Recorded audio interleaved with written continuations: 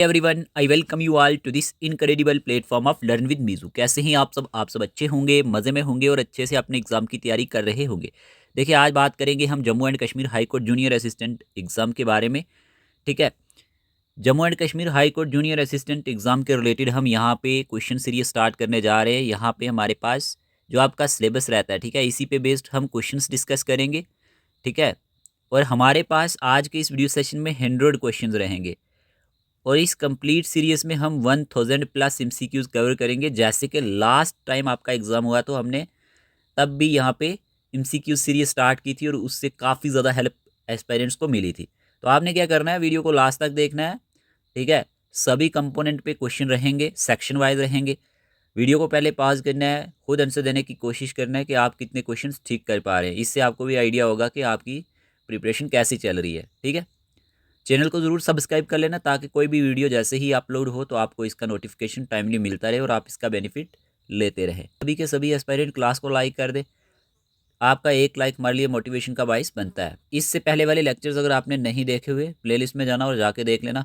Telegram का link description box में दिया गया है, वहीं से जाके आप हमें फॉलो कर सकते हैं डेली क्विज क्वेश्चंस के लिए।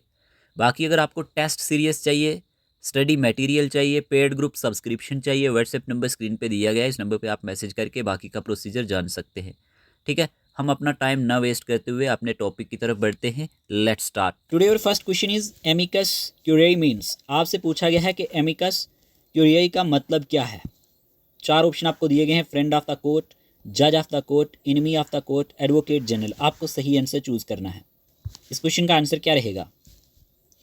देखें प्यारे दोस्तों, जब हम बात करते हैं किसके बारे में, जब हम बात करते हैं एमिकस क्यूरियाई के बारे में, ठीक है, इसका मीन है हमारे पास friend of the court.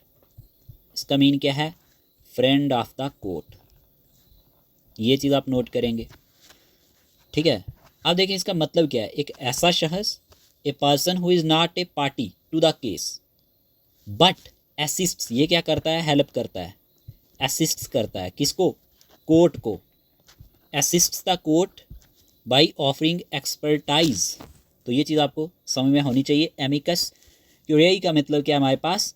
Amicus क्यूरियाई का मतलब है friend of the court. Option number A ही इसका सही आंसर है, ऑप्शन नंबर ए। ठीक है, फिर आपसे क्वेश्चन में पूछा गया है यहाँ पे which term refer to the written order.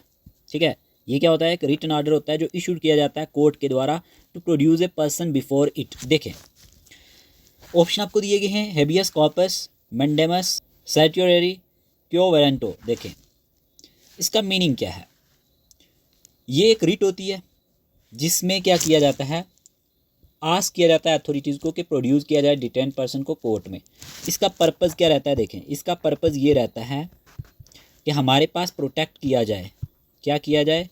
Protect किया जाए लोगों को इलीगल डिटेंशन से। किससे? इलीगल डिटेंशन से, डिटेंशन से। तो यहाँ पे आंसर आएगा ऑप्शन नंबर ए, हेबियस कॉर्पस। ठीक है, एग्जाम्पल के तौर पे मेरे प्यारे दोस्तों, एग्जाम्पल के तौर पे इफ़ समवन इज़ अरेस्टेड, किसी को क्या किया जाता है? अरेस्ट किया जाता है विदाउट रीज़न, बगैर किसी रीज़न के, बगैर किसी रीज़न के। तो रिलेटिव्स क्या करेंगे? उसके लिए फ़ाइल यहाँ पे लाएंगे। ठीक है, रिलेटिव उसके लिए फ़ाइल कर सकते हैं ना, फॉर हेबियस कॉर्पस। तो ये चीज़ आपको समझ में होनी चाहिए। तो आपको समझ आया होगा कि हेबियस कॉर्पस क्या होता है। आगे बात करते हैं। अब यहीं पे क्वेश्चन नंबर 3 में पूछा गया है आपसे, द टर्म परज्यूरी रेफर्स टू, कि हमारे पास जो टर्म परज्यूरी है इसका मतलब क्या है। सभी क्वेश्चन इंपॉर्टेंट रहेंगे, बताएं क्या आंसर रहेगा। क्वेश्चन आपको दिए गए हैं, giving false evidence under oath, appealing against a judgement, cross examining a witness, filing a petition. क्या आंसर रहेगा? जब हम बात करते हैं परज्यूरी के बारे में, किसके बारे में? परज्यूरी के बारे में। आपको याद रखना है इसका मीनिंग होता है false evidence, false evidence under oath, under oath. ठीक है, तो यहाँ पे आंसर क्या आएगा? Option number A, giving false evidence under oath.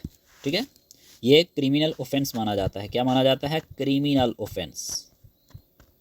साथ साथ ये पॉइंट नोट कर लिया करो ये क्रिमिनल ऑफेंस माना जाता है। एग्जाम्पल के तौर पे मैं बोलूँ, क्या बोलूँ, मैं बोलूँ ए विटनेस नोइंग, मतलब एक विटनेस जो है वो जानता है हर चीज़, लेकिन वो फिर भी क्या करता है, फॉल्स इन्फॉर्मेशन देता है ट्रायल के दौरान। क्या देता है, फॉल्स इन्फॉर्मेशन, ठीक है ना। तो यही हमारे पास क्या कहलाता है, परजुरी कहलाता है। समझ आया होगा। ओके, आगे बात करते हैं। प्यारे दोस्तों, क्वेश्चन में पूछा गया है आपसे, विच of the following best defined सब जुडिस। आपसे पूछा गया है कि इनमें से कौन सा एक ऐसा ऑप्शन है जो बेस्ट डिफाइन करता है किसको, यहाँ पे सब जुडिस को। क्या आंसर रहेगा। चार ऑप्शन दिए गए, ए matter already decided, A matter under judicial consideration, A case without evidence, A case dismissed bye the court. मेरे प्यारे दोस्तों, इस क्वेश्चन का आंसर है मैटर अंडर जुडिशियल कंसिडरेशन, ठीक है। तो सब जुडिस का मतलब क्या है, matter under judicial consideration means the case is still being heard in court, ठीक है। ये जो केस है ये अभी सुना जाएगा किसमें, कोर्ट में। मतलब कि जो अभी डिसाइडेड नहीं है। एग्जाम्पल के तौर पे, इफ़ ए लैंड डिस्प्यूट, अगर कोई लैंड डिस्प्यूट रहता है, ठीक है ना, क्या रहता है, लैंड डिस्प्यूट, तो वो कहाँ पे चला जाता है, कोर्ट में। If a land dispute case is going on in high court, तो ये क्या हमारे पास गिना जाएगा, इट इज़ ए सब जुडिस, ठीक है। यानी कि ये एक ऐसा मैटर है जो अंडर जुडिशियल कंसिडरेशन चला जाता है। तो ये चीज़ आपको याद रखनी है। फिर आपसे क्वेश्चन में पूछा गया है कंटेम्प्ट ऑफ कोर्ट का मीनिंग क्या होता है। कंटेम्प्ट ऑफ कोर्ट का मतलब आपको बताना है। बात करते हैं कंटेम्प्ट ऑफ कोर्ट के बारे में। आपको याद रखना है इसका मीनिंग होता है डिसरिस्पेक्ट, डिसरिस्पेक्ट, या फिर क्या करना, डिसओबीडियंस।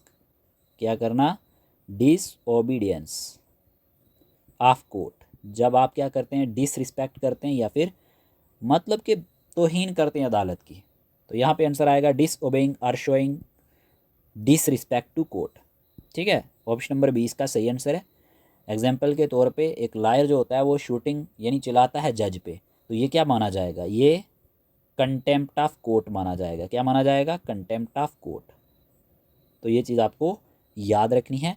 यहाँ तक आपको हर एक चीज़ अच्छे से समझ आई होगी। ये क्वेश्चन सारे के सारे एग्जाम के लिए इंपॉर्टेंट है, ठीक है। ये जो सीरीज हमने स्टार्ट किया ना, ये हम ख़त्म करेंगे। हम जो चीज़ स्टार्ट करते हैं उसको ज़रूर पूरा करते हैं। तो आपको इन चीज़ों का ध्यान रखना है। क्वेश्चन नंबर 5 का आंसर है डिसओबेइंग और showing disrespect to the court. अब यहीं पे क्वेश्चन नंबर 6 में आपसे पूछा गया है the highest legal officer of India is, कि हमारे पास highest legal officer of India कौन रहता है, बताएं ज़रा। Solicitor general, attorney general, chief justice of India, advocate general.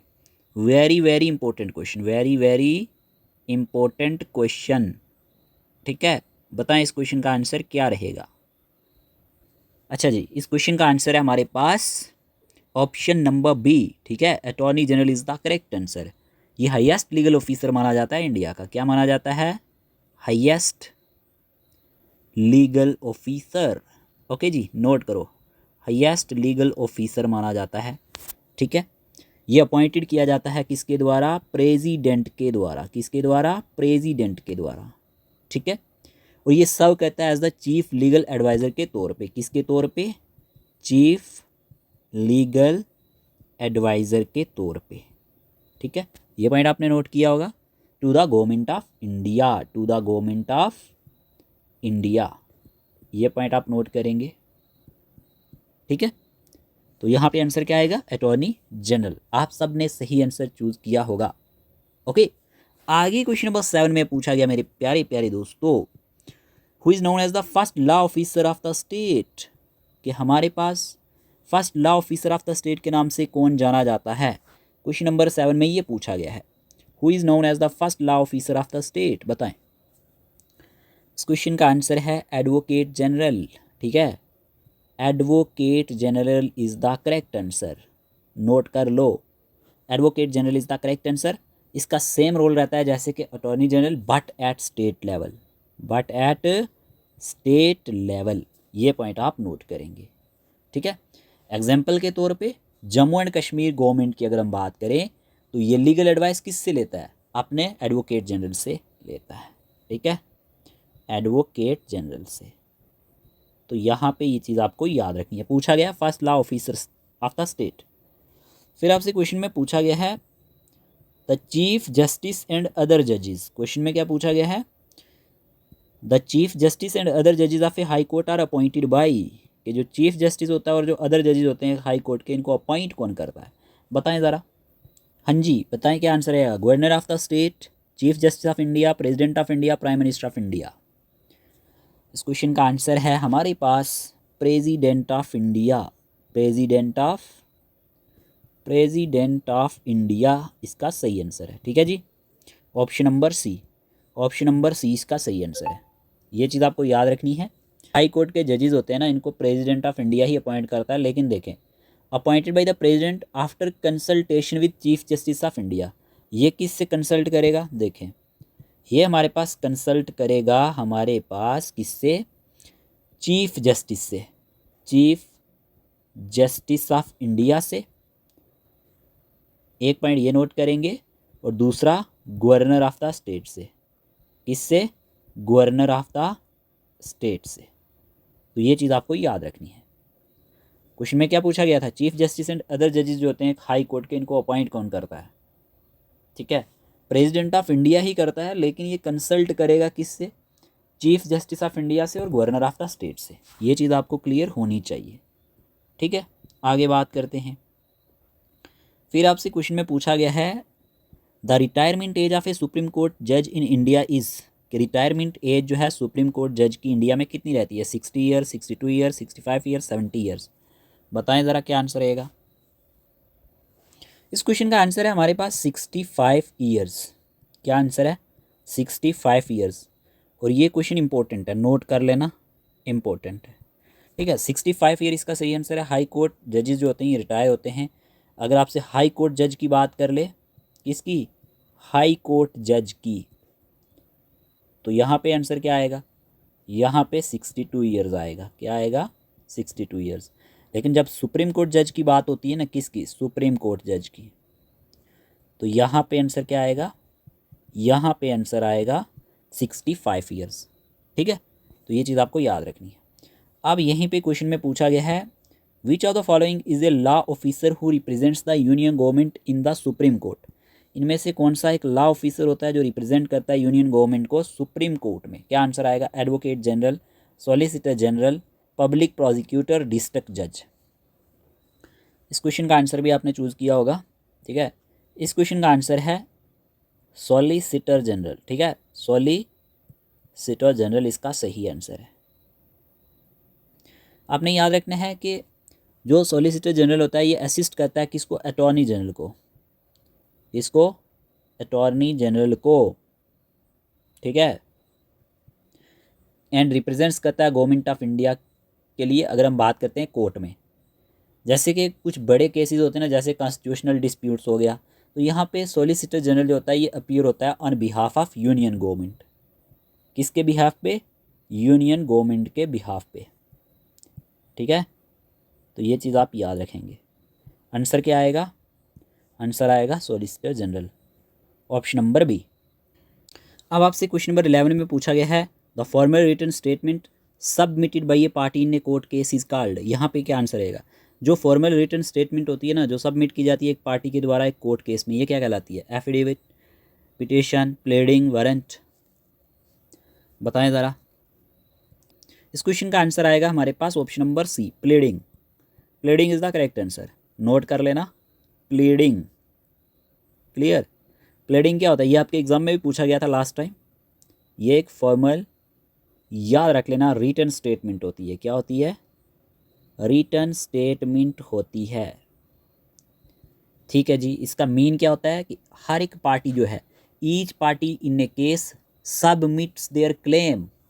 ठीक है, तो यहाँ पे एग्जाम्पल के तौर पे मैं आपसे बोलूँ, एग्जाम्पल के तौर पे मैं बोलूँ, एक प्रॉपर्टी जो डिस्प्यूट होता है, प्रॉपर्टी डिस्प्यूट्स जो रहते हैं जिसमें बोथ साइड्स क्या करती हैं, ये फाइल करती हैं प्लीडिंग को। किसको, प्लीडिंग को। और यहीं पे ये एक्सप्लेन करती हैं अपने व्यूज़ को। तो आंसर आएगा प्लीडिंग। क्लियर। क्वेश्चन नंबर 12 में पूछा गया the process of questioning a witness by the opposite party in court is called, कि जब क्वेश्चनिंग की जाती है एक विटनेस की अपोजिट पार्टी के द्वारा कोर्ट में, ये क्या कहलाता है। इस क्वेश्चन का आंसर आपने चूज कर लिया होगा। इस क्वेश्चन का आंसर है क्रॉस एग्जामिनेशन, ठीक है, cross examination is the correct answer. ये चीज़ आपको याद रखनी है, ठीक है। क्वेश्चनिंग करना विटनेस को अपोजिट पार्टी के द्वारा, यानी कि जो अपोजिट पार्टी होती है ये क्वेश्चन करती है एक विटनेस को। विटनेस किसको बोलते हैं? जो गवाही देता है। तो ये क्रॉस एग्जामिनेशन कहलाता है। फिर आपसे क्वेश्चन में पूछा गया है which of the following refers to communication made under oath in writing. यहाँ पे क्या आंसर रहेगा? इस क्वेश्चन का आंसर है एफिडेविट, ऑप्शन नंबर बी, ठीक है। एफिडेविट क्या होता है? याद रख लेना, रिटर्न, आपसे सीधा पूछा जाता है, return statement under oath, return statement under oath, clear. तो यहाँ पे आपको याद रखना है sworn declaration signed before an authority, option number 20 का सही आंसर है। फिर आपसे पूछा गया the formal order of court directing a person to appear and answer is called. बताएं formal order of a court जो डायरेक्ट करता हो एक पर्सन को कि अपीयर होना है और आंसर करना है कोर्ट में, तो ये क्या कहलाएगा? जो फॉर्मल ऑर्डर होता है। इस क्वेश्चन का आंसर है summons, option number C, court order to appear in court, ठीक है। ये पॉइंट आप नोट करेंगे। ये एक ऑफिशियल नोटिस होता है। क्या होता है? Official notice. ये चीज़ आप याद रखेंगे। Asking a person to come to court, जिसमें एक पर्सन से पूछा जाता है, उसको एक नोटिस दिया जाता है कि उसको कोर्ट में अपीयर होना है, ठीक है, टू कम टू कोर्ट। तो ये चीज़ आपको याद रखनी है। एग्जाम्पल, कोर्ट इशू करता है समन्स एक विटनेस को एक थेफ्ट केस में, किसी चोरी के केस में, तो ये चीज़ आपको याद रखनी है। क्वेश्चन नंबर 15 में पूछा गया है the record of oral statement made in court is known as, कि जो रिकॉर्ड होता है ओरल स्टेटमेंट का जो कोर्ट में बनाया जाता है, ये किस नाम से जाना जाता है? Evidence, deposition, testimony, transcript. इस क्वेश्चन का आंसर आएगा transcript, transcript, option number D, ठीक है। ट्रांसक्रिप्ट किसे कहा जाता है? रिकॉर्ड ऑफ ओरल स्टेटमेंट को कहा जाता है, ओरल स्टेटमेंट को। आपको याद रखना एग्जाम्पल, जैसे कि लायर जो होते हैं ये रिक्वेस्ट करते हैं transcripts of hearing for appeal, तो यहाँ पे ये चीज़ आपको समझ में होनी चाहिए। The record of oral statement made in court is known as transcript, option number D इसका सही आंसर है। क्वेश्चन नंबर 16 में आपसे पूछा गया द प्रिंसिपल अडी अल्टरम पैटर्म मीन्स, इसका मीनिंग क्या है? ठीक है, बताएं ज़रा। इस क्वेश्चन का आंसर है option number C, here the other side. क्या आंसर है? हेयर द अदर साइड, ठीक है। ये चीज़ आप नोट करेंगे। प्रिंसिपल ऑफ नेचुरल जस्टिस से भी ये जाना जाता है, प्रिंसिपल ऑफ, नोट कर लेना, नेचुरल जस्टिस, नेचुरल जस्टिस। इसका मीनिंग क्या निकला? इसका मीनिंग है no one should be punished without being heard, ठीक है। ये पॉइंट आप नोट रखेंगे कि हमारे पास जब क्या होता है, हेयर किया जाता है दूसरी साइड को भी, और ये प्रिंसिपल ऑफ नेचुरल जस्टिस के नाम से भी जाना जाता है। जब क्या होता है, नो वन शुड बी पुनिश्ड, यानी कि किसी को भी पुनिश नहीं किया जाना चाहिए विदाउट बीइंग हर्ड, उसे सुने बगैर, ठीक है ना। तो ये चीज़ आपको याद रखनी है। तो ऑप्शन नंबर सी ही इसका सही आंसर रहेगा। फिर आपसे क्वेश्चन नंबर 17 में पूछा गया है, क्या पूछा गया है? पूछा गया है the process where both parties present their case before an impartial जज इज कॉल्ड। बताएं ज़रा, द प्रोसेस जहाँ पे दोनों पार्टीज जो होती हैं प्रेजेंट करती हैं केस को बिफोर, किससे पहले? इम्पार्शियल जज से पहले, तो ये क्या कहलाती हैं? Arbitration, mediation, adjudication, negotiation. क्या आंसर रहेगा? इस क्वेश्चन का आंसर आपने चूज़ किया होगा, ठीक है। इस क्वेश्चन का आंसर आपने चूज़ किया होगा। इस क्वेश्चन का आंसर है option number C, adjudication. Adjudication is the correct answer. Adjudication का मतलब क्या होता है? जज डिसाइडिंग केस, जज डिसाइडिंग केस, ठीक है। ऐसा प्रोसेस है जहाँ पे इम्पार्शियल जज जो होते हैं ये हेयर्स करते हैं दोनों पार्टीज़ को और डिसीजन देते हैं एग्जाम्पल के तौर पे कोई लेबर का डिस्प्यूट है, labour dispute often go for adjudication, ये किस लिए चला जाता है एडजुडिकेशन के लिए, लेबर कोर्ट में। तो यहाँ पे इस तरह से एडजुडिकेशन का यूज़ किया जाता है, तो ये चीज़ आपको याद रखनी है। The process where both parties present their case before an impartial जज इज कॉल्ड एडजुडिकेशन। ठीक है। फिर आपसे पूछा गया which document is issued by the court to prevent a person from doing a particular act, कि कौन सा डॉक्यूमेंट इशू किया जाता है कोर्ट के द्वारा प्रिवेंट करने के लिए एक पर्सन को एक पार्टिकुलर एक्ट करने से। क्या आंसर रहेगा? Summons, injunction, citation, affidavit. इस क्वेश्चन का आंसर है इंजंक्शन, ऑप्शन नंबर बी। ठीक है, याद रख लेना इंजंक्शन।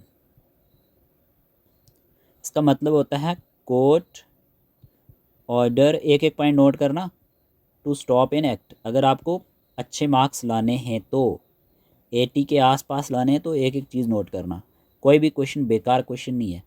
तो इंजंक्शन में क्या किया जाता है? Prevent someone from doing something unlawful, मतलब आप जब किसी को किस चीज़ से बचाते हैं, कोई अनलॉफुल चीज़ करने से बचाते हैं। तो ये पॉइंट आप नोट कर सकते हैं। ठीक है। फिर आपसे क्वेश्चन नंबर 19 में पूछा गया है when a higher court reviews the decision of lower courts, तो ये क्या कहलाएगा? ये क्वेश्चन आपके एग्जाम में आ चुका है, बताएं ज़रा। जब क्या होता है, एक हायर कोर्ट रिव्यू करता है डिसीजन किसका? लोअर कोर्ट का, तो ये क्या कहलाएगा? इस क्वेश्चन का आंसर है appeal, option number B. Option number B इसका सही आंसर है अपील। ठीक है, appeal is the correct answer. आपको क्या याद रखना है? जब क्या होता है मेरे प्यारे दोस्तों, हायर कोर्ट, कौन सी कोर्ट? हायर कोर्ट क्या करती है? रिव्यू करती है।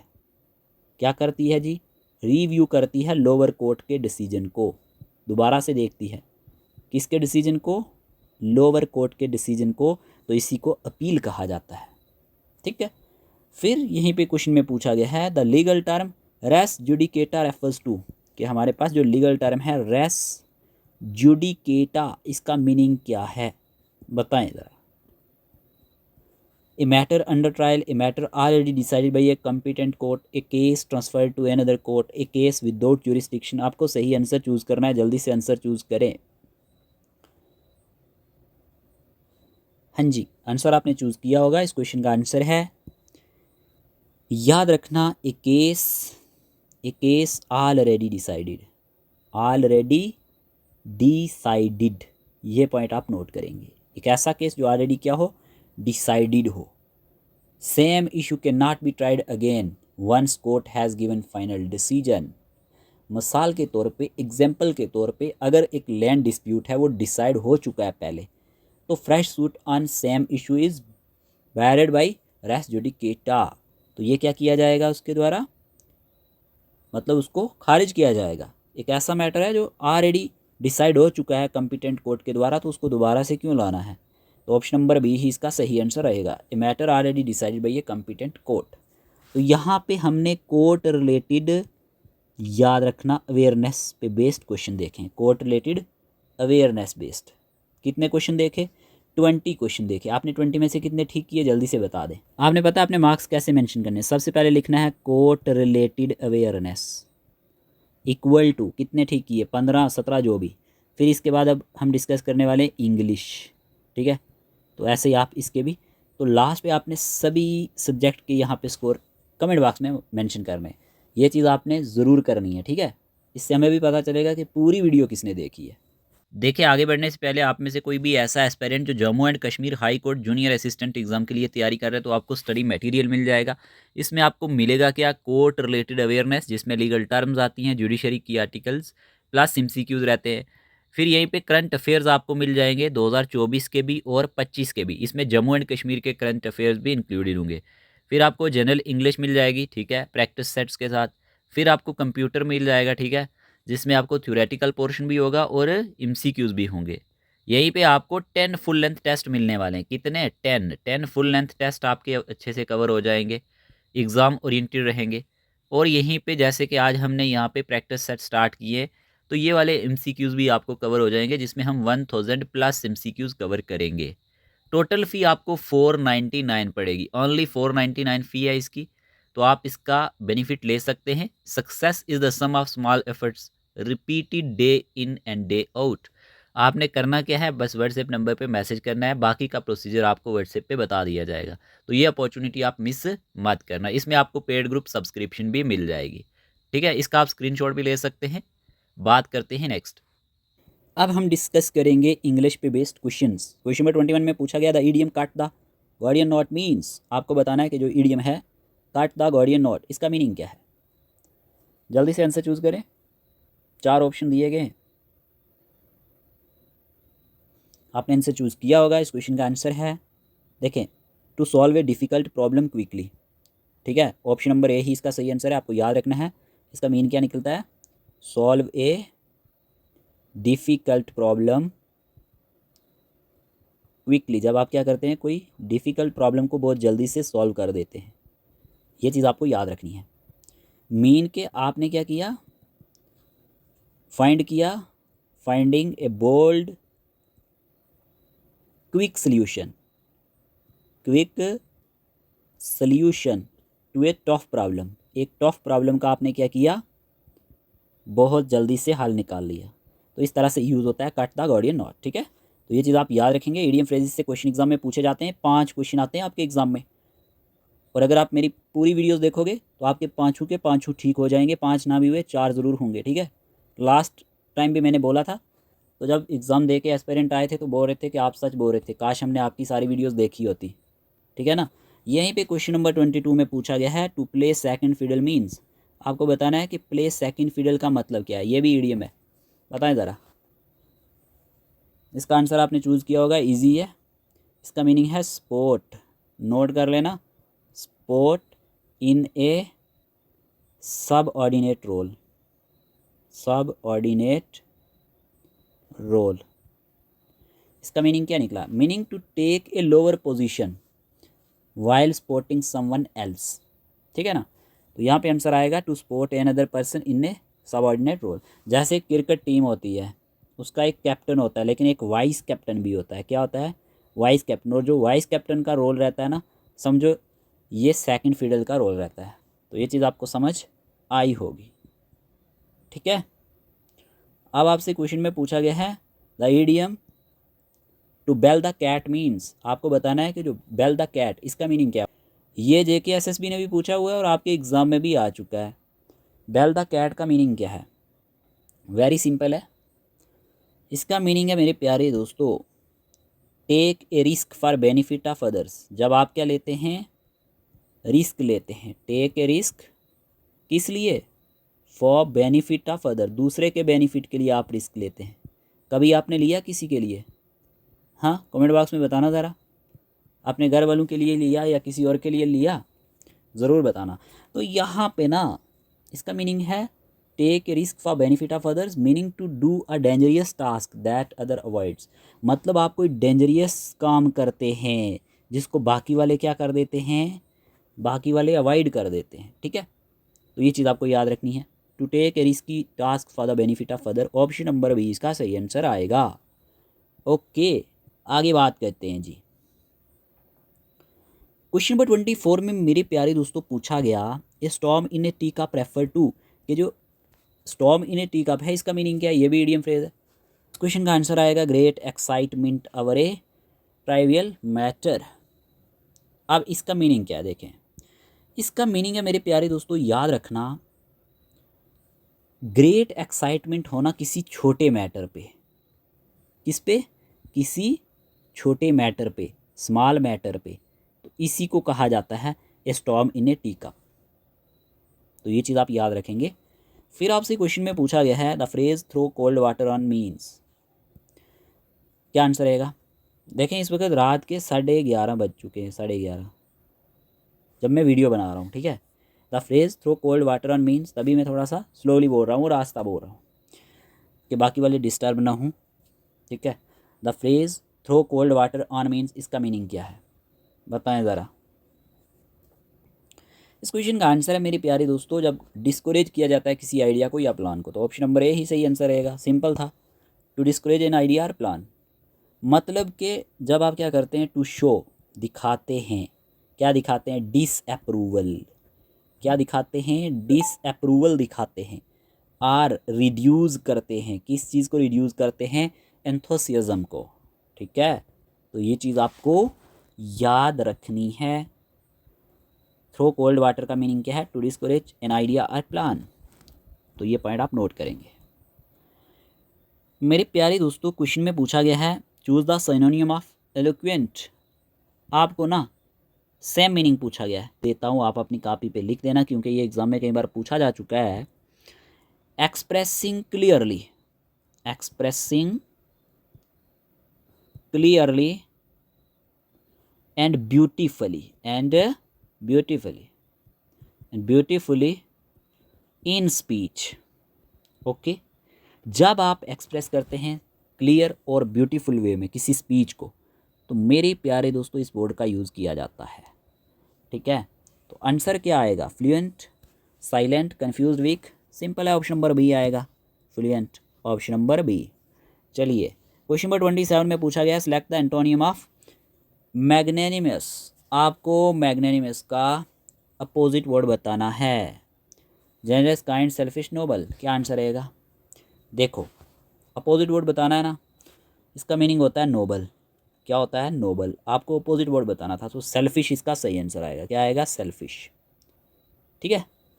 फिर आपसे क्वेश्चन में पूछा गया है choose the synonym, same meaning आपको बताना है प्रैग्मेटिक का। किसका, प्रैग्मेटिक का। Practical, theoretical, imaginary, unrealistic. क्या आंसर आएगा, बताएं जी। प्रैग्मेटिक का मीनिंग होता है जो फोकस्ड होता है रियलिस्टिक सॉल्यूशन पे, नॉट थ्योरीज पे। किस पे जिसका फोकस रहता है, रियलिस्टिक सॉल्यूशंस पे, नॉट थ्योरीज। तो आंसर क्या आएगा, आंसर आएगा प्रैक्टिकल, ठीक है। थ्योरेटिकल भी नहीं आएगा, इमेजिनरी भी नहीं आएगा, अनरियलिस्टिक भी नहीं आएगा। ऑप्शन नंबर ए इसका सही आंसर है। फिर आपसे क्वेश्चन में पूछा गया है जी select the antonym of transient. बताएं ट्रांजिएंट का एंटोनियम क्या रहेगा, temporary, short lived, permanent, fleeting. Antonym बताना है। तो ट्रांजिएंट का मतलब होता है टेम्पोरेरी। क्या होता है, टेम्पोरेरी, ओके। तो जो इसका हमारे पास एंटोनियम आएगा ये परमानेंट आएगा। ऑप्शन नंबर सी इसका सही आंसर है, ऑप्शन नंबर सी। फिर आपसे क्वेश्चन में पूछा गया है क्वेश्चन नंबर 30 में चूज द सिनोनिम ऑफ कोनंड्रम। बताएं कोनंड्रम का हमारे पास सेम मीनिंग क्या रहेगा। चलिए जी, मेरे सभी शेयर जल्दी से इस क्वेश्चन का आंसर चूज करें। शेयर भी, शेरनियाँ भी। क्या आंसर रहेगा, सोल्यूशन, पजल, आंसर, एक्सप्लेनेशन। इस क्वेश्चन का आंसर है हमारे पास पजल, ओके जी। पजल इसका सही आंसर है, ऑप्शन नंबर बी, ठीक है। सोल्यूशन भी नहीं आएगा, ठीक है, आंसर भी नहीं आएगा, एक्सप्लेनेशन भी नहीं आएगा।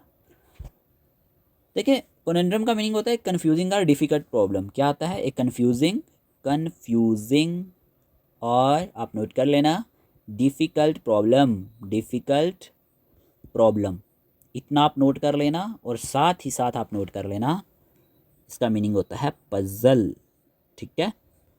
Example choosing between two good job, मतलब आपको दो जॉब मिल जाती हैं, दोनों अच्छी हैं, तो आपके लिए ये किसका मैटर हो जाता है, कोनंड्रम का, ठीक है।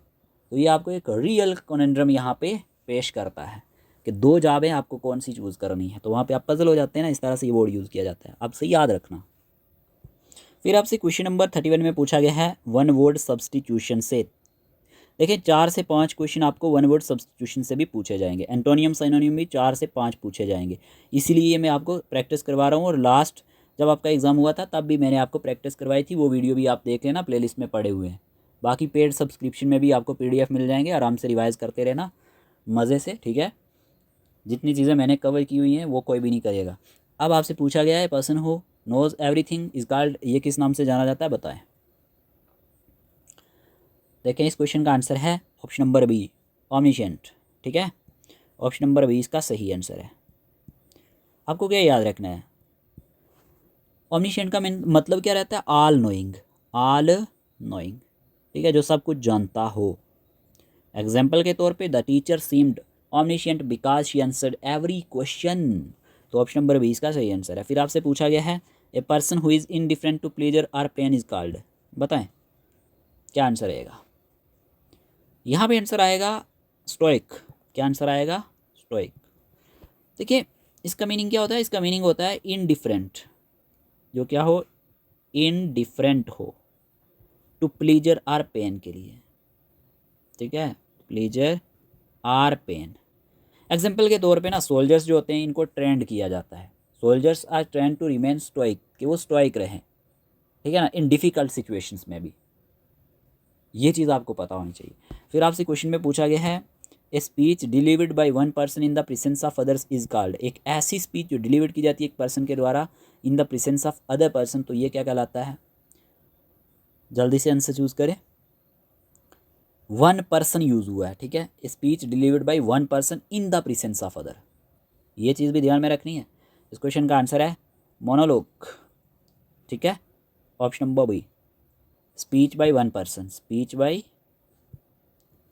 वन पर्सन, तो ये चीज़ आपको याद रखनी है। फिर आपसे क्वेश्चन में पूछा गया है a person who does not believe in the existence of God. अब ये क्वेश्चन आपके एग्जाम में लास्ट टाइम आ चुका है और JKSSB में भी आ चुका है। क्या आंसर आएगा? एक पर्सन जो बिलीव ही नहीं करता हो एग्जिस्टेंस ऑफ गॉड में, ये क्या कहलाएगा? तो मेरे प्यारे दोस्तों एथीस्ट कहलाएगा। ऑप्शन नंबर 20 का सही आंसर है एथीस्ट। क्या आंसर है? Atheist. Does not believe in God, does not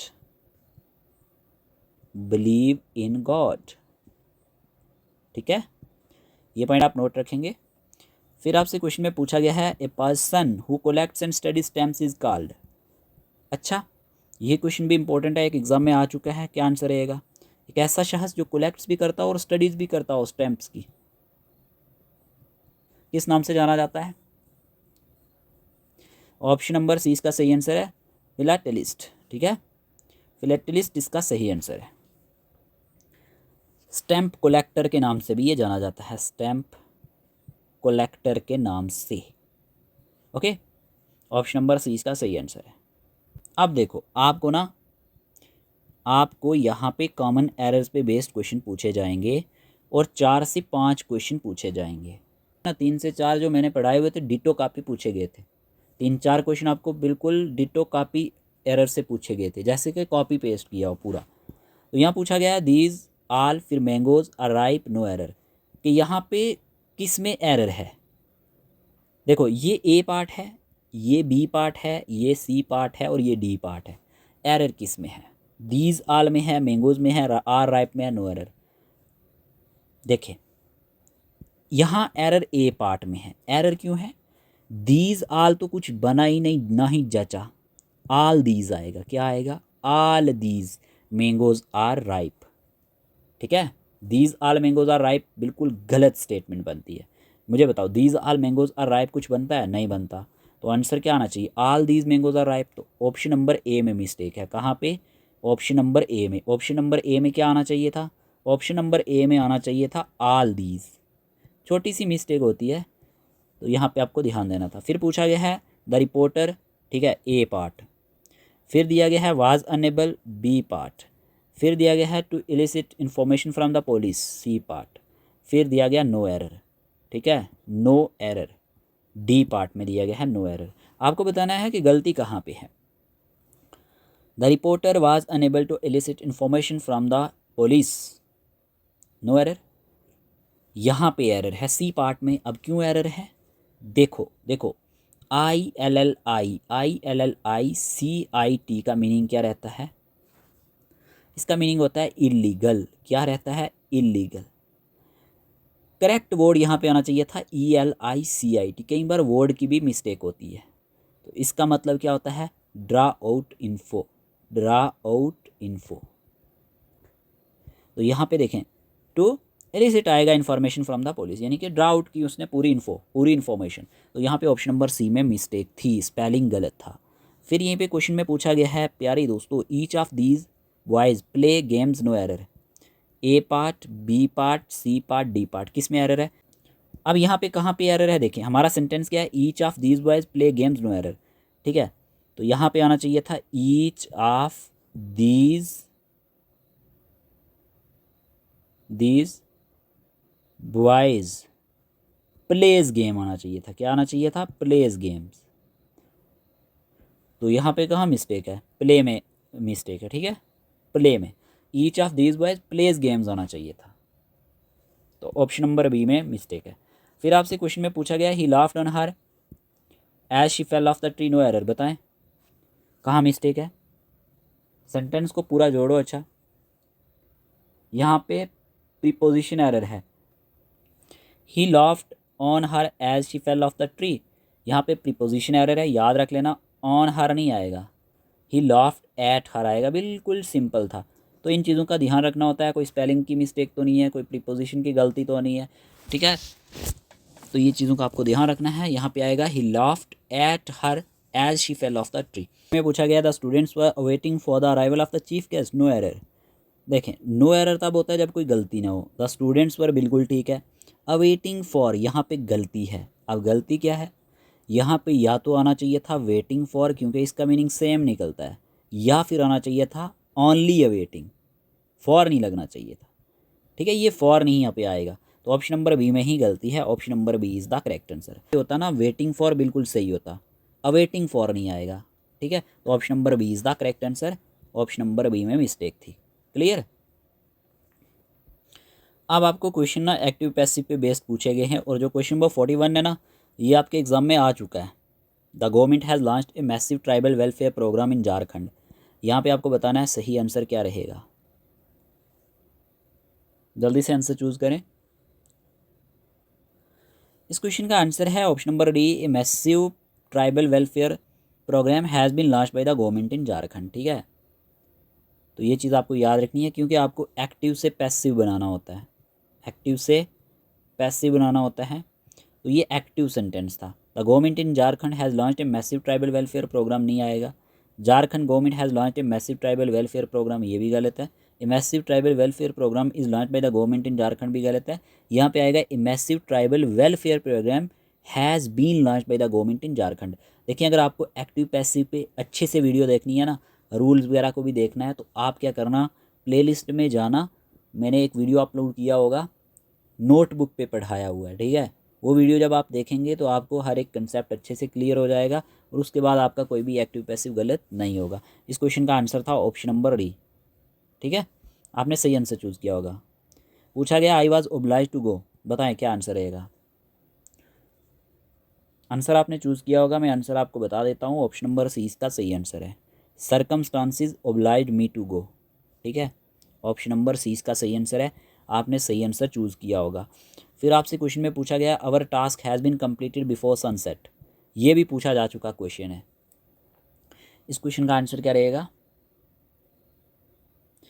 A option में दिया गया we completed our task before sunset, B में दिया गया we had completed our task before sunset, we completed our task before sunset, we have completed our task before sunset. Simple है, option number B, we had completed our task before sunset. बाकी वाले गलत हैं। फिर आपसे question में पूछा गया है my father has promised me A bicycle, बताएं क्या आंसर आएगा।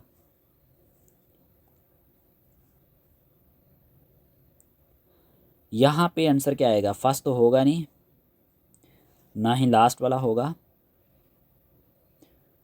इस क्वेश्चन का आंसर है, याद रखना, option number C, I have been promised a bicycle by my father, ठीक है। ऑप्शन नंबर सी इसका सही आंसर है। फिर आपसे क्वेश्चन में पूछा गया है they will demolish the entire block, ये भी एग्जाम में क्वेश्चन आ चुका है आपके। इसका आंसर क्या रहेगा। इस क्वेश्चन का आंसर आएगा the entire block will be demolished by them, ठीक है। ऑप्शन नंबर सी इसका सही आंसर है। ये चीज़ आपको याद रखनी है, ठीक है। Option number C is the correct answer, the entire block will be demolished by them. तो वो वीडियो ज़रूर आप जाके देख लेना, ठीक है। तभी जाके आपको अच्छे से समझ आएगी कि एक्टिव पैसिव क्या होते हैं। जैसे ये एक्टिव दिया गया था ना, they will demolish the entire block, तो यहाँ पे होता क्या है, लास्ट वाला जो होता है sentence, the entire block, the entire block, यहाँ पे विल बी आएगा। डिमोलिश है तो यहाँ पे डिमोलिश्ड आएगा बाई देम, लास्ट पे हम कन्वर्ट करते हैं बाई देम, दे किस में चेंज हो जाता है, देम में। तो ये आपको चीज़ें उसमें पता चलेंगी वीडियो में कि कौन सा वर्ड किस में चेंज होता है और क्यों होता है, ठीक है। अब यहीं पे आपको क्वेश्चन ना वर्बल एनोलॉजी पे पूछे जाते हैं, इंग्लिश में भी पूछे जाते हैं, क्योंकि ये आपके एग्ज़ाम में पूछे जा चुके हैं इस तरह के क्वेश्चंस, जो आपका एग्ज़ाम पेपर 2023 में हुआ था। हो सकता है दोबारा से पूछ लें। क्वेश्चन पूछा गया आपसे फिकल, स्टेबल। आपको सही आंसर चूज करना है, क्या आंसर आएगा? जल्दी से आंसर चूज करें। ये अपोजिट वर्ड दिए गए हैं, ठीक है, ये अपोजिट वर्ड है। देखें यहाँ पे आंसर आएगा इम्पल्सिव कंसीडर्ड, ठीक है, ऑप्शन नंबर सी। देखें फिकल का मतलब क्या होता है? फिकल का मतलब होता है चेंजेबल, ठीक है। और याद रखना स्टेबल का मतलब होता है फिर्म, जो चेंज ना हो। और यहीं पे इम्पल्सिव का मीनिंग होता है एक्टिंग विदाउट थॉट, जो क्या करता हो, एक्ट करता हो बगैर सोचे समझे। और कंसीडर का मतलब होता है जो मतलब सोच समझ के कोई काम करता हो। इम्पल्सिव कंसीडर जो है ये सेम अपोजिट रिलेशनशिप में यहाँ पे आते हैं। फिर यहीं पे क्वेश्चन में पूछा गया है बॉटनी प्लांट्स के रिलेटेड है, तो आपको बताना है बाकी क्या ऑप्शन आएगा।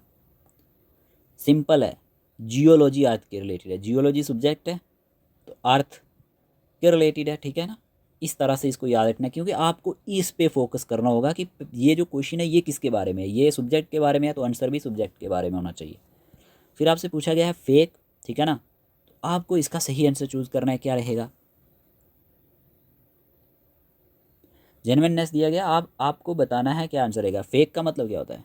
फेक का मतलब जो फॉल्स हो, ठीक है। और जेन्युइन का मतलब क्या होता है? जो सही हो, ऑथेंटिक हो। तो यहाँ पे सही आंसर क्या रहेगा, इसके अकॉर्डिंग आपको आंसर बताना है। तो यहाँ पे आंसर आएगा हमारे पास नेबुलियस, ठीक है, और डेफिनेशन।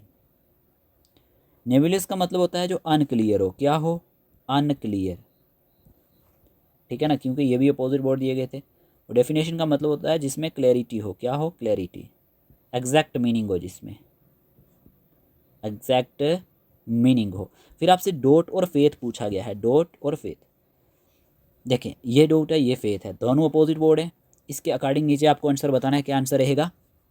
यहाँ पे आंसर आएगा, याद रखना, सेप्टिक और पॉइस, ठीक है। इसका मीनिंग क्या होता है? इसका मीनिंग होता है पर्सन हु डोट्स, जो क्या करे, जो डाउट करे, जो शक करे।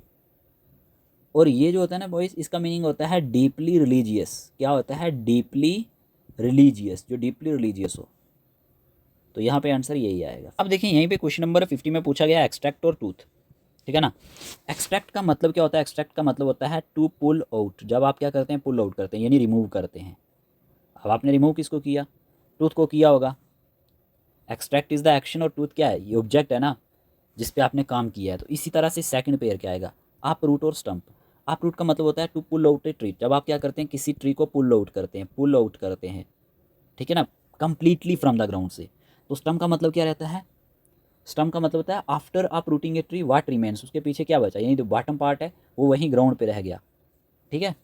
आप रूट इज़ द एक्शन और स्टंप जो है ये पार्ट, ऑब्जेक्ट पार्ट जो है किससे जुड़ा हुआ है, एक्शन के साथ। तो इस तरह से ऑप्शन नंबर बी ही इसका सही आंसर आएगा, ठीक है जी। तो यहाँ पे हमारे पास 50 MCQs हो चुके हैं कंप्लीट। आपने कितने ठीक किए हैं, जैसे कि मैंने आपको बताया था, आप कमेंट बॉक्स में बता सकते हैं। अब यहीं पे हमारे पास जो क्वेश्चन रहने वाले हैं ये कंप्यूटर पे बेस्ड रहने वाले हैं। किस पे बेस्ड, कंप्यूटर पे बेस्ड, क्लियर। तो क्वेश्चन नंबर आपसे पूछा गया है 51। क्वेश्चन नंबर 51 में पूछा गया dash act as temporary high speed holding area between the memory and the CPU thereby improving processing capabilities, क्या आंसर रहेगा। जल्दी से आंसर चूज करें। क्वेश्चन में पूछा गया ये एक्ट करता है temporary high speed holding area के तौर पे मेमोरी और CPU के बीच में, देयर बाई इंप्रूविंग करना है इसका काम। इसका काम क्या, इंप्रूविंग करना है प्रोसेसिंग कैपेबिलिटीज़ को भी। यहाँ पे आंसर क्या रहेगा, जल्दी से आंसर चूज करें, जल्दी से आंसर चूज करें। इस क्वेश्चन का आंसर आपने चूज कर लिया होगा, ठीक है। इस क्वेश्चन का आंसर है हमारे पास, याद रखना, कैश मेमोरी, ठीक है, option number C. Option number C इसका सही आंसर है। ये एक्ट करती है, याद रखना, टेम्पोरेरी हाई स्पीड के तौर पे। और इसके बारे में ये याद रखना, ये स्टोर्स होती है फ्रिक्वेंटली, ठीक है, यूज्ड इंस्ट्रक्शन के तौर पे, ठीक है। और ये फास्टर देन होती है रैम से, फास्टर देन होती है रैम से, रैम से ये फास्टर होती है। और किस लिए यूज़ की जाती है, data for quick CPU access के लिए, data for quick CPU access के लिए, ठीक है। तो ये पॉइंट आप नोट कर लेना। Cache memory is the correct answer. फिर आपसे पूछा गया the capacity of A 3.5 inch floppy disk is, क्या आंसर रहेगा? क्वेश्चन का आंसर क्या रहेगा? इस क्वेश्चन का आंसर है 1.4 MB, 1.44 MB, ठीक है। क्या है? 1.44 MB, ऑप्शन नंबर बी, ठीक है, नॉट GB, MB आएगा। फिर आपसे पूछा गया है where are programs and data to be use by the computer available, कि कहाँ पे जो प्रोग्राम्स और डेटा जो यूज़ किया जाता है कंप्यूटर का ये अवेलेबल होता है? प्रोसेसिंग यूनिट में, आउटपुट में, स्टोरेज, इनपुट में। इस क्वेश्चन का आंसर है स्टोरेज, ऑप्शन नंबर सी, ठीक है, storage is the correct answer. फिर आपसे पूछा गया है क्वेश्चन नंबर 54 में पूछा गया both the ALU and control section have special purpose storage locations called, कि जो ALU होता है और जो कंट्रोल सेक्शन होता है इनके स्पेशल पर्पस स्टोरेज लोकेशन होती हैं, तो ये क्या कहलाती हैं? एड्रेस, रजिस्टर्स, एक्यूमुलेटर्स, बस। इस क्वेश्चन का आंसर है रजिस्टर, ऑप्शन नंबर बी, ठीक है, registers. Both the ALU and control section have special purpose storage location called register. और याद रखना वेरी फास्ट, ये क्या होती है? वेरी फास्ट स्मॉल स्टोरेज होती है। स्मॉल स्टोरेज किसके इनसाइड होती है? इनसाइड CPU, ठीक है, इनसाइड CPU, ये पॉइंट आप नोट करेंगे। फिर आपसे क्वेश्चन पूछा गया है which memories non volatile and permanently stored instructions required for computer startup, यहाँ पे क्या आंसर आएगा? कौन सी मेमोरी नॉन वोलेटाइल है और ये परमानेंटली स्टोर भी करती है इंस्ट्रक्शंस को रिक्वायर्ड होती है कंप्यूटर स्टार्टअप के लिए? क्वेश्चन आंसर है ROM, ठीक है, रीड ओनली मेमोरी। याद रखना इसके बारे में एक पॉइंट नोट कर लेना, ये कंटेंट्स करती है किसको? फिल्मवेयर को और बायोस की नीड होती है इसको, बेसिक इनपुट आउटपुट सिस्टम की बूटिंग के लिए, नीडेड फॉर बूटिंग, ठीक है, तो ऑप्शन नंबर ए इसका सही आंसर है। फिर आपसे क्वेश्चन में पूछा गया है a cell entry can be edited in the cell or in the, यहाँ पे क्या आंसर आएगा? Menu bar, edit menu, function bar, formula bar. आपने आंसर चूज किया होगा इस क्वेश्चन का, जल्दी से बताएं इस क्वेश्चन का आंसर क्या रहेगा? इस क्वेश्चन का आंसर है फार्मूला बार। क्या आंसर है? फार्मूला बार, फार्मूला बार, ऑप्शन नंबर डी, ठीक है। फार्मूला बार की बात करें तो याद रखना फार्मूला बार जो होता है ये अबो वर्कशीट पे होता है, जिसमें आप एडिट करते हैं वैल्यूज़ को। किसको एडिट करते हैं? वैल्यूज़ को। किस में? माइक्रोसॉफ्ट ऑफिस में। फिर आपसे क्वेश्चन में पूछा गया है you can create hyperlink from the Excel workbook to, कि आप जो क्रिएट करते हैं हाइपरलिंक को एक्सेल वर्कबुक से किस में? यहाँ पे क्या आंसर रहेगा? A web page on company intranet है, ठीक है, ये क्या होता है? एक प्राइवेट नेटवर्क होता है। A web page on the internet, other office application document, all of the above. इस क्वेश्चन का आंसर है ऑल ऑफ दी अबव, ठीक है, all of the above is the correct answer. Excel में जो hyperlink होता है ना, ये आप वेबसाइट के साथ भी लिंक करते हैं, यानी कि इंटरनेट के साथ, कंपनी इंट्रानेट के साथ, या फिर जितने भी ऑफिस फाइल्स होते हैं। ऑल ऑफ दी अबव इसका सही आंसर है। फिर पूछा गया है क्वेश्चन नंबर 58 में एक chart placed in A worksheet is called, कि जो एक चार्ट होता है प्लेस किया जाता है वर्कशीट में, ये क्या कहलाता है? एम्बेडेड चार्ट कहलाता है। क्या कहलाता है? Embedded chart. तो आपने क्या नोट करना है? If A chart is placed directly inside the worksheet, जब आप क्या करते हैं एक चार्ट को प्लेस करते हैं डायरेक्टली किसी वर्कशीट के अंदर डेटा के साथ, विद डेटा, किसके साथ? डेटा के साथ, तो ये हमारे पास एम्बेडेड चार्ट कहलाता है, ठीक है। फिर आपसे क्वेश्चन में पूछा गया in Excel this is a prerecorded formula that provide shortcut for complex calculation. क्या आंसर रहेगा? Value, data series, function field. इस क्वेश्चन का आंसर है function, option number C, option number C इसका सही आंसर है, याद रख लेना, ठीक है। In Excel this is a prerecorded formula that provides a shortcut for complex calculation. जैसे कि सम फंक्शन होता है, फंक्शंस होते हैं ना एक्सेल में, सम फंक्शन की बात करें जैसे A1:A5, ठीक है, तो ये क्या है? ये एक फंक्शन है। तो फंक्शंस की जब हम बात करते हैं ना, फंक्शंस जो होते हैं ये सेव करते हैं टाइम को by giving predefined calculations, तो फंक्शन ही इसका सही आंसर है। In Excel this is a prerecorded formula that provide shortcut for complex calculation. फिर आपसे ना क्वेश्चन में पूछा गया इंपॉर्टेंट क्वेश्चन है the extension of saved file in MS Excel newer version is, यहाँ पे आंसर क्या रहेगा जब हम बात करते हैं इस क्वेश्चन के बारे में? इस क्वेश्चन का आंसर है ऑप्शन नंबर सी .xlsx, ठीक है। ओल्डर वर्जन की बात करें तो क्या था? .xls, ठीक है। आगे बात करते हैं। फिर आपसे क्वेश्चन में पूछा गया है micro computer hardware consist of 3 basic categories of physical equipment. अब उन इक्विपमेंट का आपको नाम बताना है, तो क्या आंसर रहेगा? जल्दी से आंसर चूज करें। इस क्वेश्चन का आंसर क्या रहेगा? जल्दी से आंसर चूज करें। Micro computer hardware consist of 3 basic categories of physical equipment. सही से आंसर चूज करो। इस क्वेश्चन का आंसर क्या रहेगा? इस क्वेश्चन का आंसर आपने चूज़ कर लिया होगा। इस क्वेश्चन का आंसर है हमारे पास option number C, system unit, input output secondary storage. ठीक है, micro computer hardware consist of 3 basic categories of physical equipment, जिसमें सिस्टम यूनिट आता है, इनपुट आता है, आउटपुट और सेकेंडरी स्टोरेज आता है। तो कौन सा आंसर रहेगा? ऑप्शन नंबर हमारे पास सी सही आंसर रहेगा। ठीक है, ऑप्शन नंबर सी।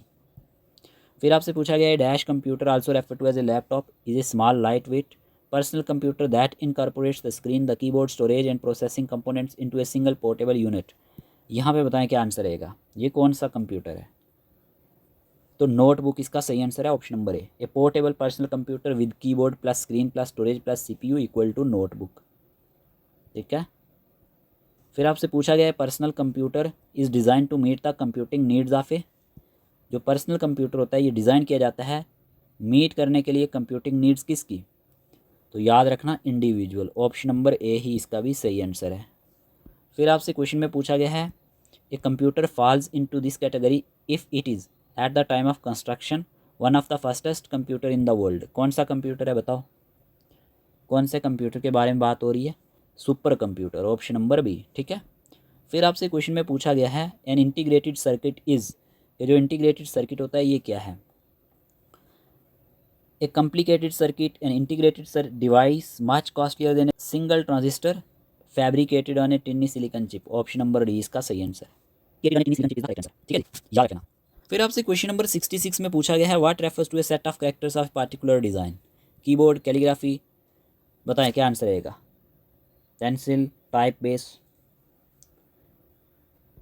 यहाँ पे एक मिस्टेक है, यहाँ ऑप्शन ए में यहाँ पे फ़ॉन्ट होना चाहिए था, ऑप्शन नंबर ए सही आंसर है। यहाँ रखना, याद रखना यहाँ पे फ़ॉन्ट होना चाहिए था, ऑप्शन नंबर ए। तो यहाँ पे आंसर आएगा font. Set of characters of particular design को फ़ॉन्ट कहा जाता है। ठीक है, नॉट कीबोर्ड। बाकी वाले तो पॉइंट नहीं होंगे, ऑप्शन नंबर ए इसका सही आंसर होना चाहिए। इसको ठीक कर लेना। ठीक है, फ़ॉन्ट कर देना इसको फ़ॉन्ट। फिर आपसे क्वेश्चन में पूछा गया what type of a device is a computer मोस। ये कौन सी डिवाइस है? Storage, output, input, input output. जल्दी से आंसर चूज़ करें। सिंपल है, इनपुट, ऑप्शन नंबर सी। ठीक है, ये एक इनपुट डिवाइस है। ठीक है, फिर आपसे पूछा गया है which is not an item of hardware. बताएं ज़रा। An MP3 file, a keyboard, a mouse, both first and second. इनमें से कौन सी एक हार्डवेयर की आइटम नहीं है? हार्डवेयर कौन से पार्ट होते हैं? जिनको आप टच कर सकते हैं। ठीक है ना, यानी कि फिज़िकल पार्ट को कहा जाता है। किसको? फिज़िकल पार्ट्स को कहा जाता है। तो यहाँ पे आंसर क्या आएगा? MP3 फाइल, ऑप्शन नंबर ए। कीबोर्ड को भी आप टच कर सकते हो, माउस को भी, तो आंसर क्या आएगा? ऑप्शन नंबर ए। फिर आपसे पूछा गया है the computer monitor is which type of device, के कंप्यूटर मॉनिटर किस तरह की डिवाइस है? इजी क्वेश्चन है, सिंपल है, आउटपुट डिवाइस है, ऑप्शन नंबर बी। ठीक है, क्वेश्चन नंबर 70 में पूछा गया है which of the following is the most basic form of computer memory directly accessed by the CPU। बताएं ज़रा यहाँ पे आंसर क्या रहेगा? इस क्वेश्चन का आंसर है रैम, रैंडम एक्सेस मेमोरी। याद रख लेना, CPU डायरेक्टली एक्सेस करता है रैम को, रैंडम एक्सेस मेमोरी को। ठीक है, डायरेक्टली एक्सेस किसको करता है? रैम को। तो ऑप्शन नंबर सी इसका सही आंसर है। क्लियर हुआ? आगे बढ़ते हैं। आज के इस वीडियो सेशन में हम 100 MCQs डिस्कस करेंगे। तो अब हमारे पास करंट अफेयर्स के रिलेटेड क्वेश्चन है। ठीक है, क्वेश्चन में पूछा गया है मुदा scam recently seen in the news is associated with which state. कि जो मुदा स्कैम है ये रिसेंटली न्यूज़ में था, तो ये किसके रिलेटेड है? बताएं ज़रा। इस क्वेश्चन का आंसर क्या रहेगा? जल्दी से आंसर चूज़ करें। इस क्वेश्चन का आंसर आपने चूज़ कर लिया होगा। ठीक है, कौन सी स्टेट से जुड़ा था? तो आपको आंसर याद रखना है कर्नाटका, ऑप्शन नंबर ए इसका सही आंसर है। मुदा scam recently seen in the news is associated with Karnataka. Clear? तो आपको क्या याद रखना है? मुदा का फुल एब्रीविएशन क्या है? मुदा का फुल एब्रीविएशन है मैसूरू अर्बन डेवलपमेंट अथॉरिटी। ठीक है, ये पॉइंट आप नोट कर लेना। यहाँ तक आपने किया भी होगा। स्कैम की वजह से क्या हुआ? इसने इन्वॉल्व की irregularities in land allotment and compensation में। अगर हम मैसूरू कर्नाटका की बात करते हैं तो ऑप्शन नंबर ए इसका सही आंसर है। फिर आपसे पूछा गया which organisation develop the online platform prompt drips and Jal Vidyut DPR। क्या आंसर रहेगा? इस क्वेश्चन का आंसर है हमारे पास सेंट्रल इलेक्ट्रिसिटी अथॉरिटी। ठीक है, यही जो ऑर्गेनाइजेशन है इसी ने डेवलप किया था ऑनलाइन प्लेटफॉर्म को, जिसमें हमारे पास क्या क्या आता है, याद रखना, प्रॉम्प्ट, ड्रिप्स एंड जल विद्युत डीपीआर आता है। ठीक है, these platforms are digital tools. ये क्या हैं, डिजिटल टूल्स हैं जो इम्प्रूव करेंगे किसको, हाइड्रो पावर प्रोजेक्ट को, हाइड्रो पावर प्रोजेक्ट प्लानिंग को एंड डेटा मैनेजमेंट को। तो ये पॉइंट आप नोट कर सकते हैं। फिर आपसे क्वेश्चन में पूछा गया, recently the hunger community of which state demanded A grazing corridor. यहाँ पे क्या आंसर रहेगा, द हंगर कम्युनिटी पे बेस्ड क्वेश्चन पूछा गया है। इस क्वेश्चन का आंसर है महाराष्ट्र। ठीक है, ये एक शेफर्ड हमारे पास क्या है, शेफर्ड याद रख लेना कम्युनिटी है महाराष्ट्र में, जिसने डिमांडेड किया था ग्रेजिंग कॉरिडोर को कि सपोर्ट किया जाए इनकी पेस्टोरल लाइफस्टाइल को। तो ये पॉइंट आप नोट कर लेना। फिर आपसे क्वेश्चन में पूछा गया है, what is the primary objective of the UP agri project recently introduce by Uttar Pradesh state government. कि प्राइमरी ऑब्जेक्टिव क्या है यूपी एग्री प्रोजेक्ट्स का, जो रिसेंटली इंट्रोड्यूस किया था उत्तर प्रदेश स्टेट गवर्नमेंट ने। इस क्वेश्चन का आंसर है to increase farmer income and boost crop production. ठीक है, इसका एम था इंप्रूव करना एग्रीकल्चरल एफिशिएंसी को, किसको, एग्रीकल्चरल एफिशिएंसी को, क्रॉप यील्ड को। ठीक है, फार्मर्स की अर्निंग को उत्तर प्रदेश में। फिर आपसे पूछा गया, रिसेंटली वेयर वाज द लखपति दीदी सम्मेलन हेल्ड। कि लखपति दीदी सम्मेलन कहाँ पे हेल्ड हुआ, तो याद रखना जलगांव महाराष्ट्र में हुआ। कहाँ पे हुआ, जलगांव महाराष्ट्र में। ऑप्शन नंबर सी इसका सही आंसर है। इसमें फोकस्ड किया गया था, याद रख लेना, एम्पावरिंग वुमेन, एम्पावर किया जाए वुमेन को, किसको, वुमेन को, अंडर द लखपति दीदी स्कीम के अचीव फाइनेंशियल इंडिपेंडेंस, ताकि वो क्या कर सकें, फाइनेंशियल इंडिपेंडेंस को अचीव कर सकें। तो ये चीज़ आपको याद रखनी है। क्वेश्चन नंबर 76 में पूछा गया है, recently how much fund has been approved for the digital agriculture mission by the union cabinet of India. बताएं क्या आंसर रहेगा। इस क्वेश्चन का आंसर है ऑप्शन नंबर सी। ठीक है, याद रखना। इस क्वेश्चन का आंसर क्या है, 2817 करोड़ जो है हमारे पास फंड है, ये अप्रूव्ड किया गया था डिजिटल एग्रीकल्चर मिशन के लिए यूनियन कैबिनेट ऑफ इंडिया के द्वारा। तो ये पॉइंट आप नोट करेंगे। ठीक है, देखिए आपने क्या करना है, हर एक चीज़ को अच्छे से रिवाइज करना है। जो भी हम यहाँ पे पढ़ाएंगे, जितने भी एमसीक्यूज़ करवाएंगे, जो भी हमने आपको स्टडी मटेरियल दिया है जो पेड वाले हैं, आपको अच्छे से चीज़ों को रिवाइज करना है। बाकी भी जो हमारी वीडियोस देखते हैं, आपको भी अच्छे से हर एक चीज़ को रिवाइज करना है। हमारा यही मोटिव होना चाहिए कि आपका स्कोर जो है अच्छा होना चाहिए। ठीक है, आपको दिन रात मेहनत करनी है। देखें, कहते हैं स्याह रातों में जो ख्वाब बुने जाते हैं, मतलब कि काली रातों में जो ख्वाब बुने जाते हैं वही दिन के उजालों में हकीकत बनते हैं। फिर वही जो आप रात को ना जागते हो, मेहनत करते हो, तो जब दिन का उजाला होता है ना, तो वो जो आपके ख्वाब होते हैं ना, फिर वो एक दिन हकीकत बन जाते हैं। ठीक है ना, रात जागकर मेहनत करने वालों के लिए सुबह का सूरज कामयाबी की क्या लाता है, उम्मीद लाता है। ये पॉइंट आप नोट कर सकते हैं। तो आपको मेहनत करनी पड़ेगी किसी तरह से भी। क्वेश्चन नंबर 77 में पूछा गया है, which state government recently pass the Aparajita women and child bill 2024। Very important question, बताएं क्या आंसर रहेगा। इस क्वेश्चन का आंसर है West Bengal, option number C. ठीक है, West Bengal is the correct answer. ये जो बिल है ये इंश्योर करेगा सेफ्टी को, किसको, याद रख लेना, सेफ्टी। ठीक है, security and empowerment of women and children. फिर आपसे क्वेश्चन में पूछा गया है, Vishnupad temple and Mahabodhi temple recently seen in the news are located in which state. कि जो विष्णुपाद टेम्पल है और जो महाबोधि टेम्पल है ये न्यूज़ में थे, कौन सी स्टेट में लोकेटेड है। तो यहाँ पे क्या आंसर रहेगा, इस क्वेश्चन का आंसर है Bihar. Bihar is the correct answer. दोनों ही गया डिस्ट्रिक्ट में है, बिहार के गया डिस्ट्रिक्ट में है। यूनेस्को साइट है ना बोध गया, और यूनेस्को साइट है बोध गया। बोध गया क्या है, यूनेस्को साइट। और ये जो विष्णुपाद टेम्पल है ना, ये डेडिकेट किया जाता है लॉर्ड विष्णु को, किसको, लॉर्ड विष्णु को। क्वेश्चन नंबर 79 में पूछा गया, national achievement survey NAS 2024 recently in the news excessive learning achievement of students in which grades. यहाँ पे क्या आंसर रहेगा। क्वेश्चन में पूछा गया है कि नेशनल अचीवमेंट सर्वे 2024 की अगर हम बात करते हैं, ये न्यूज़ में था, ये एक्सेसिस करता है लर्निंग अचीवमेंट ऑफ स्टूडेंट्स को कौन से ग्रेड में। तो यहाँ पे आंसर आएगा 3rd, 6th एंड 9th। ये कंडक्टेड किया गया था किसके द्वारा, याद रखना, NCERT के द्वारा, NCERT के द्वारा कि मेजर किया जाए लर्निंग लेवल अक्रॉस इंडिया में। नंबर 80 में पूछा गया, recently rain water harvesting project in which state uncovered megalithic अनरेल्स। क्या आंसर रहेगा। क्वेश्चन नंबर 80 का आंसर क्या रहेगा? इस क्वेश्चन का आंसर है Kerala. Kerala is the correct answer. Archaeological discovery की बात करें ड्यूरिंग ए वाटर प्रोजेक्ट, यहाँ पे रीबिल्ड किया गया था एंशिएंट अर्न बरियल्स को केरला में, ठीक है। फिर आपसे क्वेश्चन में पूछा गया है recently where was India's first supercapacitor manufacturing facility inaugurated, कि कहाँ पे इंडिया का पहला supercapacitor manufacturing facility inaugurate किया गया? क्या आंसर रहेगा? Very important question. इस क्वेश्चन का आंसर है Kannur Kerala, option number A, ठीक है। इसका एम क्या है? इसका एम आप नोट कर सकते हैं। इसका एम है प्यारे दोस्तों बूस्टिंग करना है, बूस्टिंग करना है क्लीन एनर्जी स्टोरेज सोल्यूशन को, ठीक है। तो ये पॉइंट आप नोट कर सकते हैं, क्लीन एनर्जी स्टोरेज सोल्यूशन। फिर आपसे क्वेश्चन नंबर 82 में पूछा गया है Hirakud dam is built on which river, ये हीराकुड डैम कौन से रिवर पे बनाया गया है? सिंपल है, Mahanadi river, Mahanadi, option number D. और ये कहाँ पे है? ये उड़ीसा में है, लोकेटेड इन उड़ीसा, ठीक है। One of the longest earthen dam भी माना जाता है ये अर्थन डैम वर्ल्ड में, ठीक है। फिर आपसे क्वेश्चन में पूछा गया है विच मिनिस्ट्री लॉन्च था युवा संगम पोर्टल, कौन सी मिनिस्ट्री ने युवा संगम पोर्टल को लॉन्च किया? Very important question. Ministry of education इसका सही आंसर है, मिनिस्ट्री ऑफ एजुकेशन, ठीक है। ये प्रमोट करेगा किसको? कल्चरल एक्सचेंज को, किसके बीच में? अमंग यूथ, अंडर एक भारत शरिस्ता भारत के अंडर, अंडर एक भारत शरिस्ता भारत के अंडर। यहाँ पे मैं नोट कर लेता हूँ, अंडर एक भारत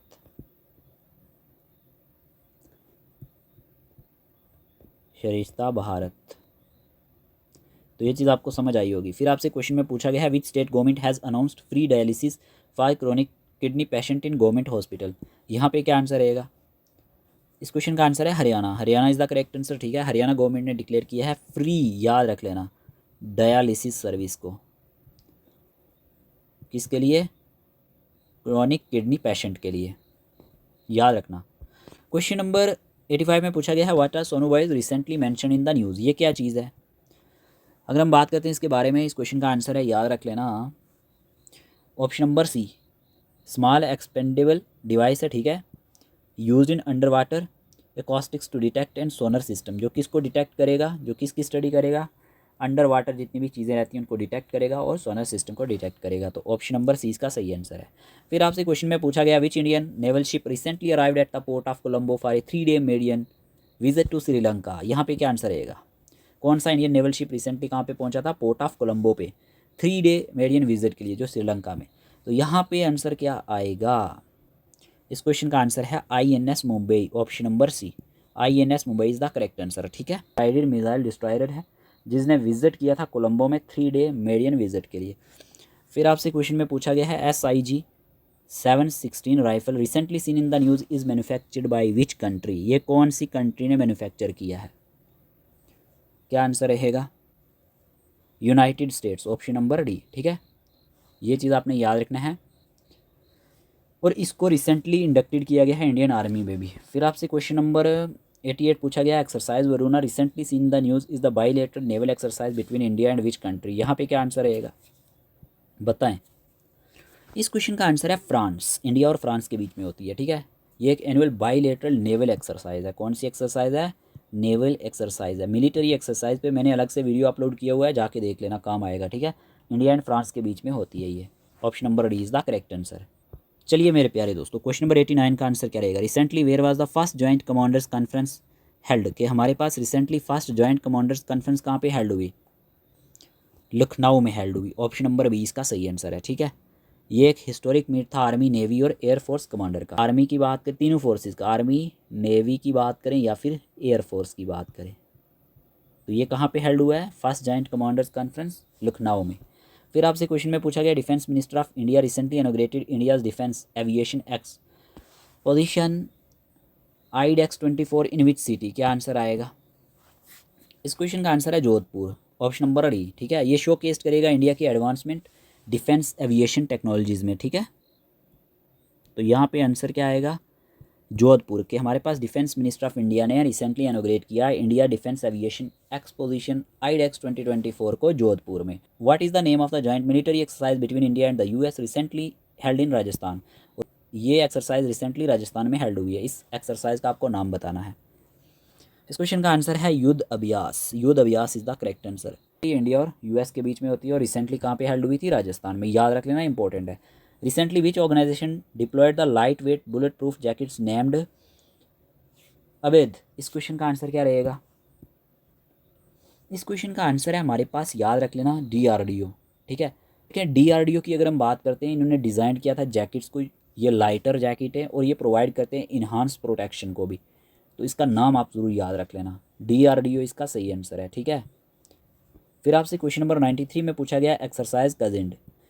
जो कजिंड एक्सरसाइज है ये रिसेंटली न्यूज़ में थी और ये कंडक्ट की गई है इंडिया और कौन से कंट्री के बीच में? 4 ऑप्शन आपके सामने, क्या आंसर रहेगा? इस क्वेश्चन का आंसर है कजाकिस्तान। कजिंड से ही याद रख लेना, काजिंड से ही याद रख लेना, कजाकिस्तान और इंडिया। ठीक है, बाईलेटरल मिलिट्री एक्सरसाइज है जिससे स्ट्रेंथन किया जाएगा डिफेंस टाइज को। तो ये इंडिया और कजाकिस्तान के बीच में होती है। क्वेश्चन नंबर 94 में पूछा गया which ships are part of the first training squadron recently arrived in Bandar Abbas Iran. यहाँ पे क्या आंसर रहेगा? कौन सा शिप जो है पार्ट है फर्स्ट ट्रेनिंग स्क्वाड्रन का, जो रिसेंटली कहाँ पे पहुंचा था? बंदर अब्बास ईरान में। इस क्वेश्चन का आंसर क्या रहेगा? इस क्वेश्चन का आंसर है INS शार्दुल ICGS वीरा। ऑप्शन नंबर 20 का सही आंसर है। ठीक, क्वेश्चन नंबर 95 में पूछा गया है Rakesh Pal who recently passed away was associated with which armed forces. इस क्वेश्चन का आंसर क्या रहेगा? इस क्वेश्चन का आंसर आपने चूज किया होगा। इस क्वेश्चन का आंसर है Indian coast guard. Recently passed away हो गए, ये इंडियन कोस्ट गार्ड से बिलोंग करते हैं। 96 में पूछा गया recently the winners of 17th national film awards were announced by which ministry. Very important question. कौन सी मिनिस्ट्री ने इसको यहाँ पे अनाउंस किया था? इस क्वेश्चन का आंसर क्या रहेगा? Ministry of information and broadcasting. Option number C। ठीक है, यहाँ पे अगर हम बात करते हैं ministry of information and broadcasting की, इन्होंने यहाँ पे अनाउंस किए थे 70th नेशनल फिल्म अवार्ड्स। तो ये पॉइंट आप नोट करेंगे। फिर आपसे क्वेश्चन में पूछा गया है 97 में सुंदरा राजन पद्मनाभन, ठीक है, who recently passed away was former chief of which arm forces. क्या आंसर रहेगा? इस क्वेश्चन का आंसर है इंडियन आर्मी। ठीक है, ये जनरल याद रख लेना चीफ रहे हैं। याद रखना ये चीफ ऑफ आर्मी स्टाफ 2000 से लेकर 2002 के बीच में रहे हैं। इनका नाम आप याद रख सकते हैं। चलिए, क्वेश्चन नंबर 98 में पूछा गया recently where was the 7th अनुभव अवार्ड सेरेमनी हेल्ड। कि अनुभव अवार्ड सेरेमनी कहाँ पे हेल्ड हुई 7 नंबर की? इस क्वेश्चन का आंसर है new Delhi. Option number D इसका सही आंसर है। ठीक है, इसमें रिकॉग्नाइज किया गया रिटायर्ड गवर्नमेंट एम्प्लॉयज़ को। किसको? जितने भी हमारे पास रिटायर्ड क्या थे? गवर्नमेंट एम्प्लॉयज़ थे, जिनने शेयर किया अपना एक्सपीरियंस अनुभव पोर्टल पे। तो ये याद रखेंगे आप। क्वेश्चन नंबर 99 में पूछा गया how many teachers were selected for the national awards to teachers net 2024 from higher education institutions and polytechnics. क्या आंसर रहेगा? इस क्वेश्चन का आंसर है 16। ठीक है, 16 is the correct answer. Okay, from higher education institution and polytechnics across India, यहाँ पे 16 teachers select हुए नेशनल अवार्ड टीचर्स के लिए 2024 की अगर हम बात करते हैं। क्वेश्चन नंबर 100 आज का last question. Recently which Japanese animator has been honoured with the prestigious Ramon Magsaysay award 2024। Very important question कि रिसेंटली कौन सा जापानीज एनिमेटर जो है जिसको ऑनर्ड किया गया प्रेस्टिजियस रेमन मैग्सेसे अवार्ड 2024 से। इस क्वेश्चन का आंसर है ऑप्शन नंबर C हायाओ मियाजाकी। ठीक है, किसके? याद रखना ये फाउंडर भी हैं। किसके? Founder of studio Ghibli. ठीक है, तो यहाँ पे हायाओ मियाजाकी इसका सही आंसर है। तो यहाँ पे हमारे पास 100 क्वेश्चन कंप्लीट हुए। आपने ये पूरा सेशन देखा होगा। ठीक है, जितने भी क्वेश्चन हमने यहाँ पे डिस्कस किए, इसी तरह से हम आपके लिए 1000+ MCQs यहाँ पे कवर करने की कोशिश करेंगे। आपने क्या करना है? अच्छे से चीज़ों को रिवाइज़ करना है। बाकी अगर आपको स्टडी मटेरियल चाहिए, नोट्स चाहिए, PDF चाहिए, MCQs चाहिए, टेस्ट सीरीज चाहिए जिसमें आपके 10 फुल लेंथ टेस्ट कवर होंगे, व्हाट्सएप नंबर स्क्रीन पे दिया गया है। इस नंबर पे आपने मैसेज करना है। बाकी का प्रोसीजर आपको वहीं पे बता दिया जाएगा। ठीक है, कैसे पेमेंट करनी है, कैसे आपको नोट्स मिलेंगे, कैसे आपको पेड ग्रुप सब्सक्रिप्शन मिलेगी। होप आपको ये वीडियो सेशन अच्छा लगा होगा। अगर वीडियो सेशन अच्छा लगा है तो वीडियो को लाइक कर देना, चैनल को सब्सक्राइब कर लेना। ओके, मिलते हैं न्यू वीडियो के साथ। Take care.